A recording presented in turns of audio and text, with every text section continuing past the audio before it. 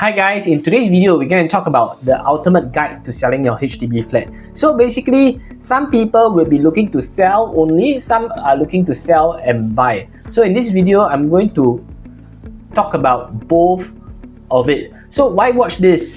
You might be wondering. So because selling your HDB is not just a transaction itself, it's a transition plan. It's about all the different timing, financing, and planning for your next move before you ever list it. Because at the end of the day, you need to plan all this first before you start selling. Because you don't want a point whereby you sell already, got no place to stay. So let me just share with you a story. I met a married couple. Wife was a Singaporean and the husband was a foreigner.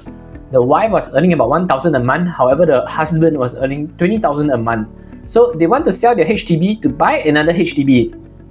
However, the trouble comes because when I helped them to do the HFE, they found out that they are not eligible to buy a BTO as the husband is a foreigner. So they are able to buy a BTO, but it's only a 2-room flexi BTO. So another thing is that they are not able to take up a HDB loan because their household income exceeded the 14K mark.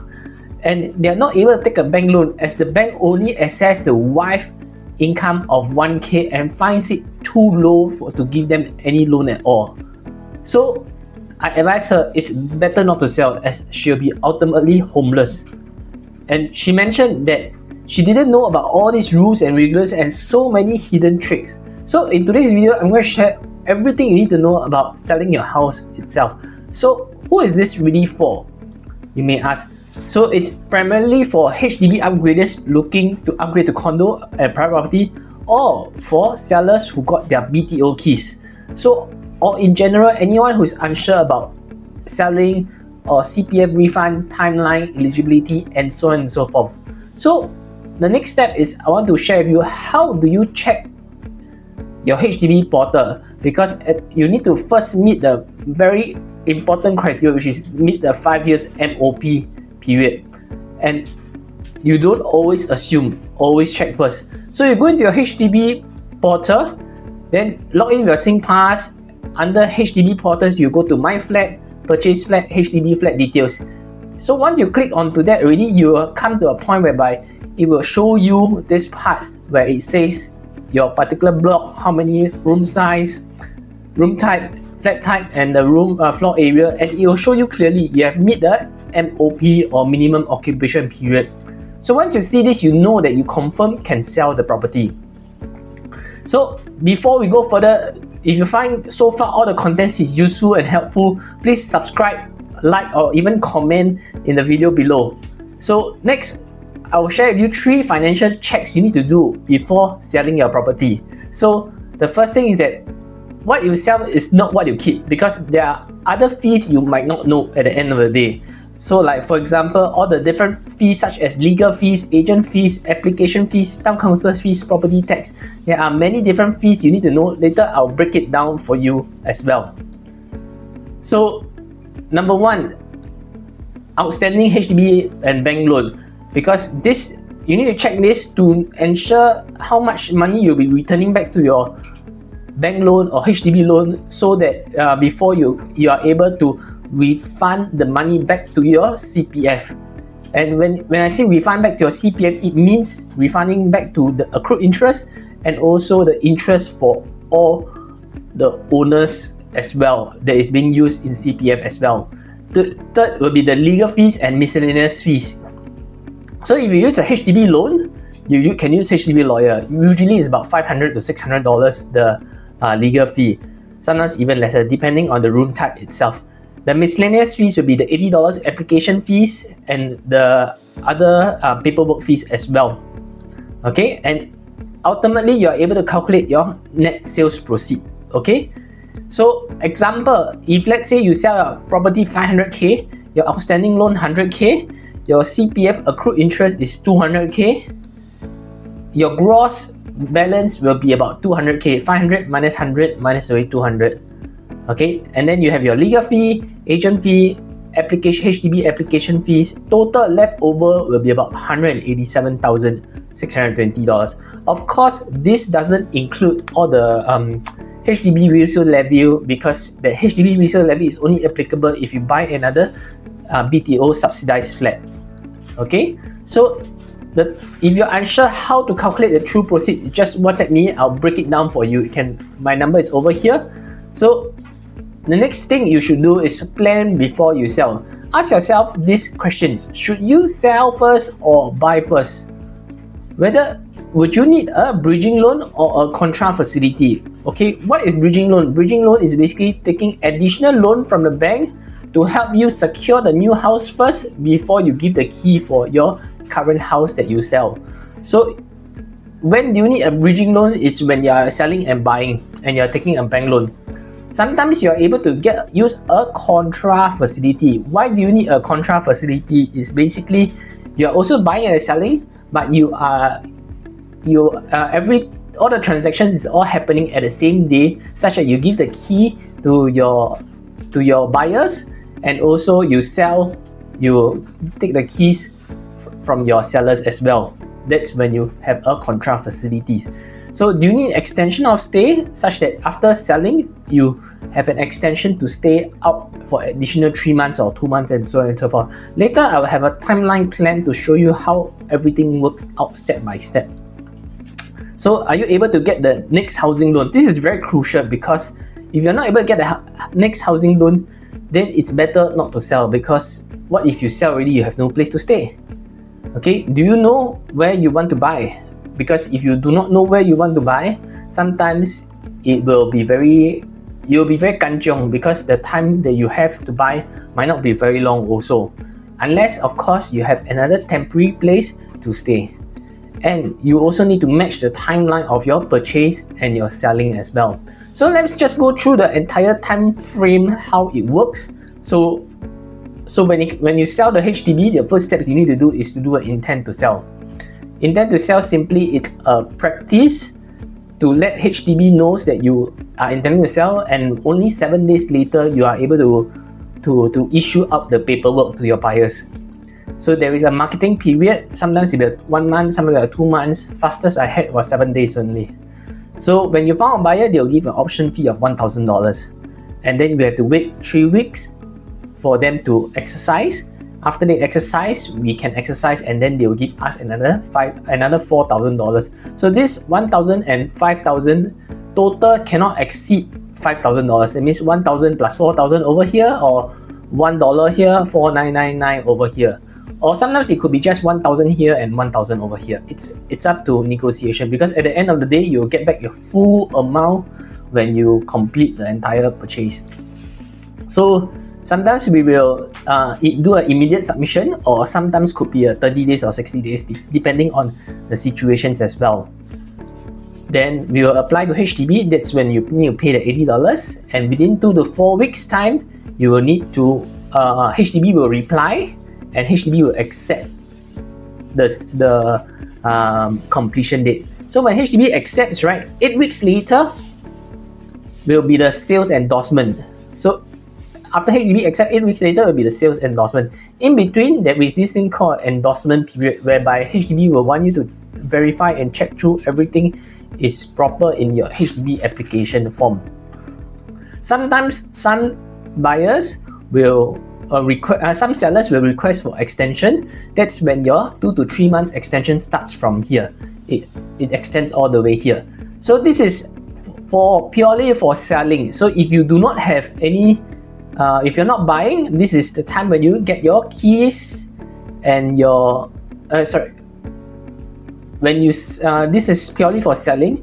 This is the time when you give the keys and get the money. Okay, extension is only applicable if you buy another resale property, resale HDB or resale condo. Okay, then next it's when you do a buying. So buying, during this period we need to apply for HFE. Sometimes we could apply this earlier because the validity is really extended to 1 year, and then we can search for a house, and once the HFE is approved already, we are able to put in a $1,000 option fee. So you can just take the money over here, put it over here. Okay, and same process 3 weeks later, that's when we exercise. But you as a buyer right now, you need to apply for valuation and apply for bank loan as well if you are taking a bank loan. And then when the bank loan is out, when the valuation is out, we can exercise the option itself. So subsequently, we need to do an immediate submission to match the timeline, and we can apply to HDB for an $80 fee as well. So within 2 to 4 weeks, again, HDB will accept, and within 8 weeks, like what I mentioned, the completion will be out. It's the same process over here.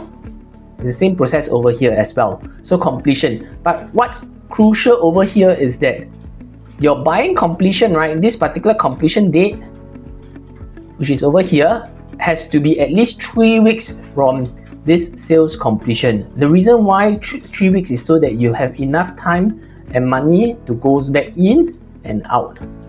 Okay, go back money from your CPF to go back into your CPF and come out to withdraw for this completion case. So why 3 weeks is to allow for money to return and withdraw for the next purchase.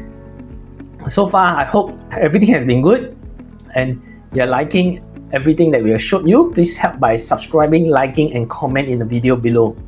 So things to prepare your flat for sale: declutter early. Minor repairs, repair anything that is leaking, lights and walls, and of course, take good professional photos, which will attract better offers as well. So let me just give you an example. So prepare your flat for sale, like decluttering. Sometimes we see such a house, sometimes it's really impossible to sell when you see such photos.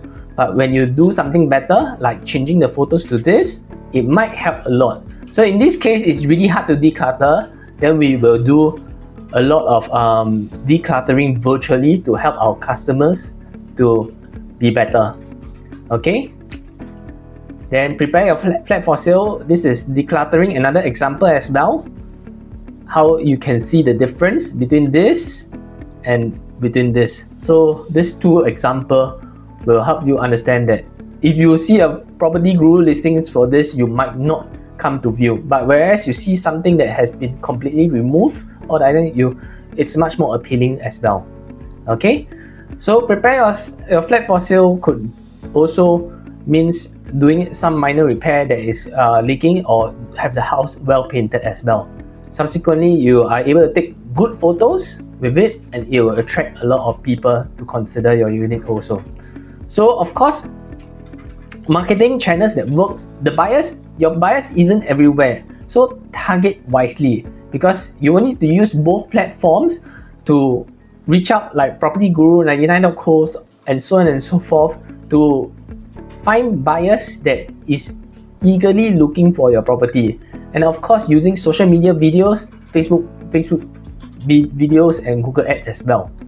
Okay, so this is one example of a Property Guru ads.